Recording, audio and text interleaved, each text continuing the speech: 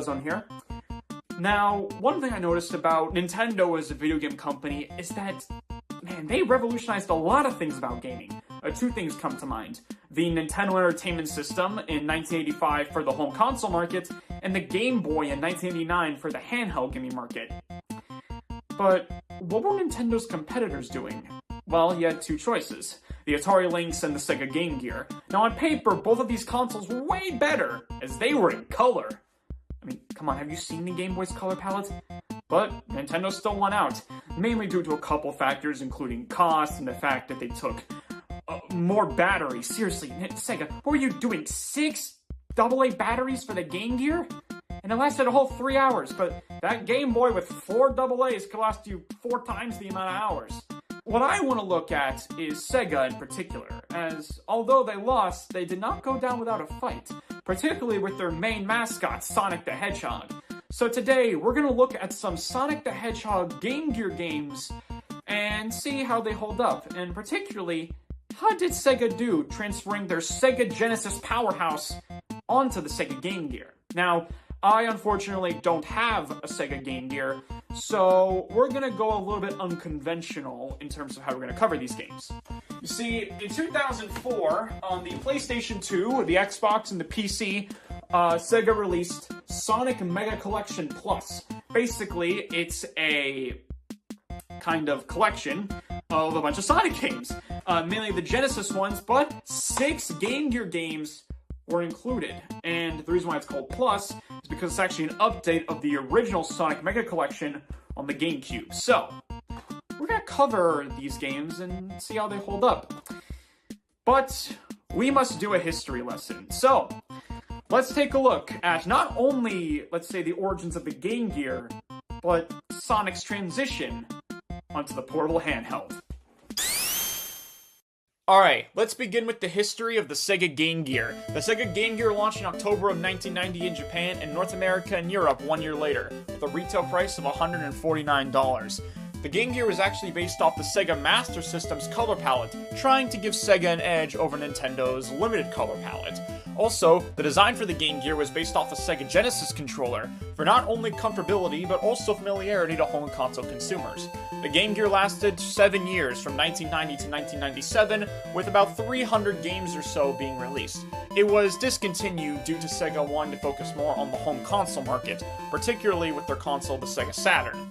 However, the Game Gear did have some very interesting accessories to boot as well, two in particular being the Master Gear Converter, which allowed you to play Sega Master System games on your Game Gear, and even the Sega TV Tuner, which allowed you to watch television on the Game Gear. Now, what about those Sonic games? Well, after the success of Sonic the Hedgehog on the Sega Genesis, Sega realized that the game could be profitable for their 8-bit hardware as well. And so development was headlined by Yuzo Koshiro, a great composer known for soundtracks such as The Revenge of Shinobi and Streets of Rage, where he created his own company, Ancient. However, obviously, it was going to be pretty difficult to port the original Sonic the Hedgehog onto 8-bit hardware.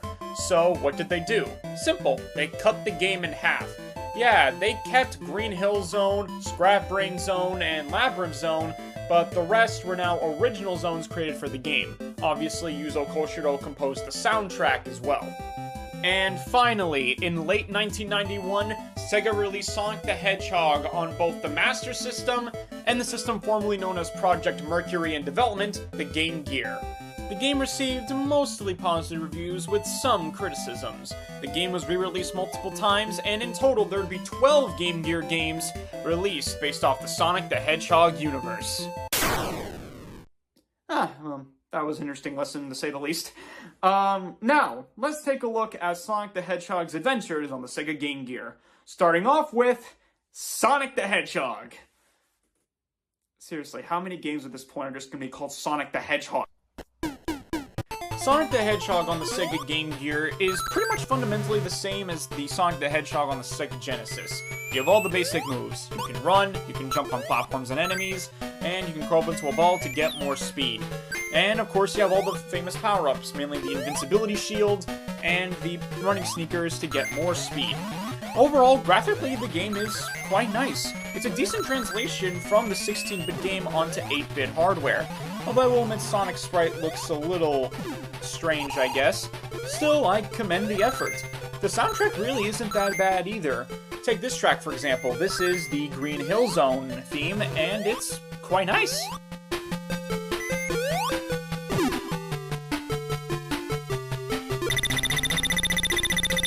I still have grievances with the game, though. Mainly one. That is, if you get hit, no matter how many rings you have, you lose all of them. And you can't get them back. Which, I'm like, why? Why was that designed like that? Think about it. In every other Sonic game, when you get hit, you lose a bunch of rings, but at least you still have some and you can collect them. I don't get why the game was designed like this. To make it more difficult? Well, I suppose, but it just feels unnecessary to me. Nevertheless, Sonic the Hedgehog on the Master System and Game Gear is decent. It has the same amount of zones as the original, 6 in total, 3 being from the Genesis version and 3 created specifically for this game. The graphics, again, are nice, the controls are fairly smooth, and the music is not that bad. Honestly, for people growing up with a Game Gear in 1991, this is a decent way to play a portable version of Sonic the Hedgehog. It's not perfect, and I still prefer the Genesis version, but it's not a bad time capsule from its period.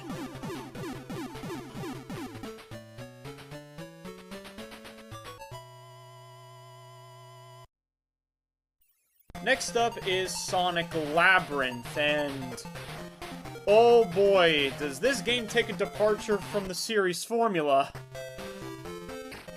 Get this, the story for this game is that Dr. Robotnik gave Sonic slowdown shoes, and now Sonic has to find 3 keys in every labyrinth in order to stop Dr. Robotnik.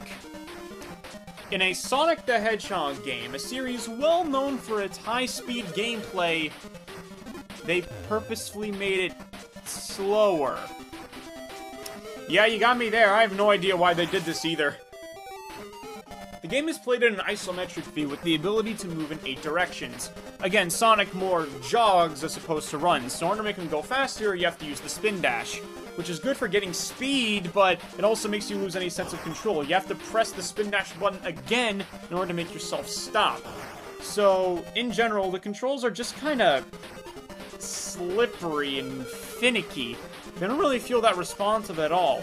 And again, I want to say, in a Sonic the Hedgehog game, there is no need to make your speedy character go slow. Look, I'm all for games trying to try new things, but this is just not how you do it. Like I said earlier, you must find 3 keys in every level. Sometimes they can be just out in the open, while other times you have to defeat enemies to get the keys. The game's on a time limit too, which can be refilled by collecting keys, or sometimes you can get power-ups that also extend your time. In general, while I commend the ambition to try and bring Sonic in a new direction, the game almost just seems pointless. The controls aren't really that great, the storyline makes no sense, especially for Sonic's character, and while the idea of more of a puzzle platformer can work, it just didn't really have a good execution. I wouldn't really recommend playing Sonic Labyrinth.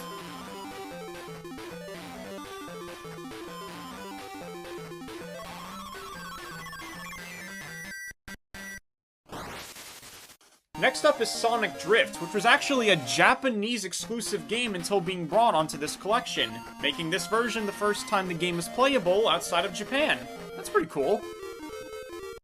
You can choose between Sonic, Dr. Robotnik/Eggman, Tails, or Amy as your playable characters, and you go off racing. If you've ever played Super Mario Kart on the Super Nintendo, the game should look somewhat familiar, complete with the top screen showing the map, and the bottom screen showing the front-facing view. One thing I will say is that the game does have item boxes, just like Mario Kart. However, to be honest, I really have no idea what the items do. You can also pick up rings during the level, which, again, I have really no idea what it does. It probably just adds to your score. And sometimes you also find springs in the level that can propel you forward to make yourself catch up against the other racers. One thing I will say, though, is that the turning controls really aren't that great. I understand the game is called Sonic Drift, but really, I think they could have made the turn controls just a little more fluid, because, honestly, 9 times out of 10, I find myself crashing into the palm trees or the wall. the only other thing that kind of bothers me about this game is the thematic elements. This is Sonic in a race car. Again, Sonic the Hedgehog is already a fast character. You don't need to put him in a race car. I mean, sure, there'd be later games like Sonic R that would actually show Sonic running on foot, but why not here? I guess in all, Sonic Drift is just okay. Again, I appreciate their efforts on trying to make a Super Mario Kart-style game on a portable 8-bit handheld, but really the turning controls just don't make the game fun to play. And also, the thematic elements, mainly Sonic in a racing car, just don't make sense. I guess it's okay if you want to just try it, but I really wouldn't go any further than that. Thankfully, we're now back to traditional platformers with Sonic Chaos. In this game, you can actually pick between Sonic or Tails, which is pretty cool, and it's a typical platformer, just like the Sonic the Hedgehog 8-bit game that we saw before. The game is pretty much the same gameplay-wise as the first Sonic game we looked at, except now we also have the Spin Dash from Sonic 2.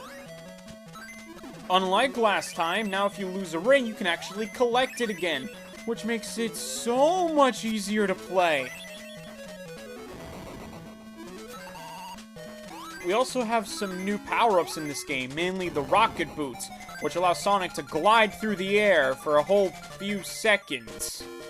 That was fun while it lasted, I guess. In terms of Tails' gameplay, he has all the same moves as Sonic, except he also has the ability to fly by pressing up and the jump button.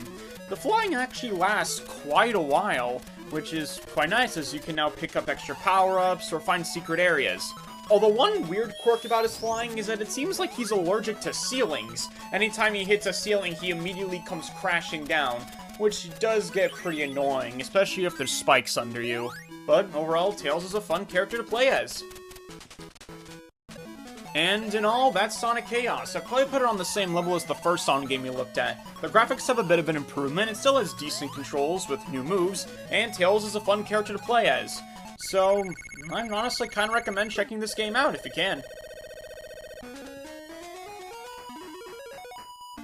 The next game we're going to look at is Sonic Blast. Just like the previous game, you have a choice between two characters, this time being Sonic and Knuckles. In terms of playing as Sonic, it has the same controls as Sonic Chaos, although it's completely different in terms of graphical style. It seems to be kind of based off Sonic 3D Blast on the Sega Genesis in terms of graphics, which, I'll give them this, it's impressive to be able to put these kind of graphics on a Game Gear, although I will say it does look kind of odd. Also, I'm not sure if it's just me, but the physics feel a little off. Like, look at me trying to clear this loop. I go up to the top of it, then I drop down, then I fully clear it, and then Sonic just kind of falls to the ground in his walking animation. Again, doesn't that just seem a bit odd to you? It does to me. As is with Tails in Sonic Chaos, Knuckles has his own unique abilities, two to be exact, those being his ability to glide and his ability to climb on walls. Other than that, he has the same controls as Sonic in this game.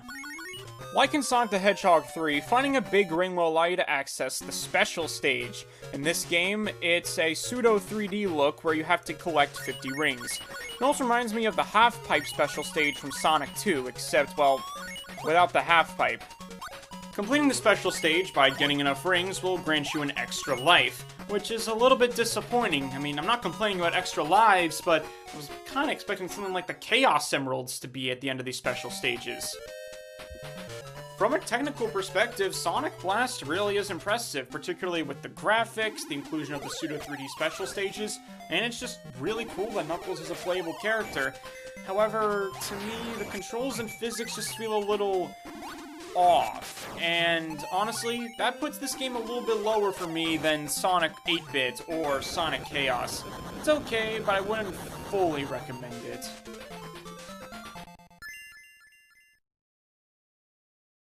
The final game we're going to discuss today is Dr. Robotnik's Mean Bean Machine, a game that was also released on the Sega Genesis. One thing that strikes me right away is that the design of the characters of this game are based off the Adventures of Sonic the Hedgehog cartoon. You can see it with Dr. Robotnik, Scratch, Grounder, and even Coconuts. I think this is one of the few, if not the only Sonic games to actually have this design. The game itself is a puzzle game, much like Puyo Puyo or Dr. Mario. Basically, blobs fall down from the sky and you gotta match up the colors. Matching up a set of 4 allows you to clear that row and get points. Occasionally, these inverted color blobs will appear, which can link with any other blob, allowing you to create longer chains and get more points. Yeah, I kind of forgot to mention that it's not just 4 blobs. If you happen to have a chain with already like 3 blobs and you plop down 3 more, for example, that's 6 blobs being cleared. So the game does have a decent bit of strategy, sometimes waiting for those inverted color blobs to gain more points. The game has a single-player mode, which I'm playing right now, basically a gauntlet against a bunch of CPUs, but it also has a versus mode where you can link up with another Game Gear to play. Honestly, this is a pretty fun puzzle game. I honestly recommend this one. Well, that was interesting to say the least. Now, don't get me wrong, not all these games at the end of the day really hold up all that well. I mean, games like Sonic Labyrinth or Sonic Blast, not really the best Sonic games today, but there are some decent contenders, particularly the original Sonic the Hedgehog, Sonic Chaos, and to a lesser extent, Sonic Drift. And hey, there's even a decent port of Dr. Robotnik's Mean Bean Machine. If you want to try out these games for yourself, I would highly recommend Sonic Mega Collection Plus, although if you want other options, all 12 gamer games were included on Sonic Adventure DX on the GameCube. I think Sonic Origins Plus included all 12 gamer games as well. And if you don't want to stick to the original hardware, most of the Game Gear games shouldn't be too difficult to find. You know, I'm really glad that I got to look at Sonic the Hedgehog's adventures on the Sega Game Gear. Again, don't get me wrong, they're not really perfect. But it was so interesting to see how Sega was going to take their Spiny Blue mascot and compete against the Mustache Plumber on the handheld battlefield. Until next time, this is Ozone, and I'll see you guys later. Now, if you excuse me, I'm in the mood for some Sonic. I mean, what should I play? A Sonic 1, Sonic 2, Sonic 3, Sonic & Knuckles, Sonic 3D Blast, Sonic Spin...